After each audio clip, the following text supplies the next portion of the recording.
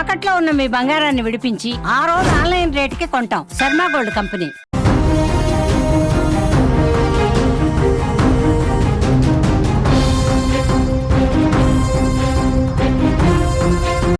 జమ్మూ కశ్మీర్లో ఉగ్రదాడిలో తెలుగు రాష్ట్రాలకు చెందిన 3 పర్యాటకులు మృతి చెందారు.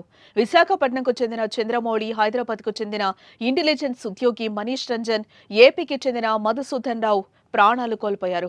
కేంద్ర ప్రభుత్వంలో ఉద్యోగం చేస్తున్న మనీష్ రంజన్ ను ఉగ్రవాదులు కాల్చేశారు. కోఠిలోని ఇంటెలిజెన్స్ సబ్సిడరీ కార్యాలయంలో సెక్షన్ ఆఫీసర్ గా పనిచేస్తున్న మనీష్ రంజన్ ఎల్టీసీలో భాగంగా జమ్మూ కశ్మీర్ పర్యటనకు వెళ్లారు. భార్య, 2 పిల్లలతో కలిసి కశ్మీర్లో పర్యటిస్తున్న మనీష్ రంజన్ ను ఉగ్రవాదులు కాల్చి చంపేశారు.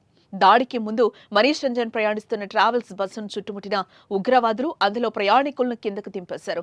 అతని వద్ద ఉన్న పత్రాలను పరిశీలించిన తర్వాత కుటుంబ సభ్యులను విడిచిపెట్టి మనీష్ రంజన్ పై కాల్పులు జరిపారు. ఈ ఘటనలో మనీష్ భార్య, 2 పిల్లల ముందే ఉగ్రవాదులు కాల్పులు జరిపారు. ఈ ఘటనతో వారు తీవ్ర భయాందోళనకు గురయ్యారు. ఉగ్రవాదులు దాడి జరిగిన సమయంలో మనీష్ కుటుంబం బస్సులో ఉంది.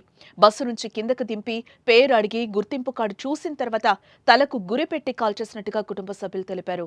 బీహార్కు చెందిన మనీష్ రంజన్ ఉద్యోగంలో భాగంగా హైదరాబాద్లో పనిచేస్తున్నారు. 2022లో హైదరాబాద్ బదిలీపై వచ్చారు.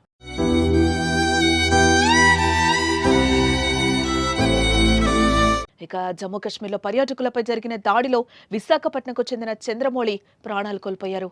స్నేహితులతో కలిసి కశ్మీర్ పర్యటనకు వెళ్లిన చంద్రమౌళి ఉగ్రవాదుల దాడితో పారిపోయేందుకు ప్రయత్నించిన ఉగ్రవాదులు వెంటాడి కాల్పులు జరిపారు.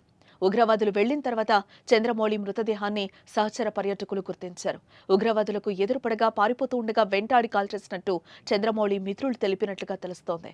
మరోపక్క ఉగ్రదాడుల్లో ఏపీకి చెందిన మధుసూదన్ రావు అనే పర్యాటకుడు కూడా మృతి చెందాడు. ఏపీకి చెందిన మధుసూదన్ రావు బెంగళూరు ఇందిరానగర్లో నివసిస్తున్నారు.